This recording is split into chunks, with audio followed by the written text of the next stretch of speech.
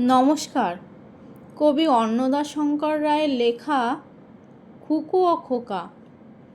তিলের শিশি ভাঙল বলে খুকুর পরে রাগ করো?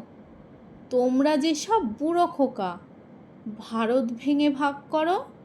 তার বেলা ভাঙছ প্রদেশ, ভাঙছ জেলা, জমি জমা ঘর বাড়ি, পাটের আড়ত, ধানের গোলা, কারখানা আর রেলগাড়ি।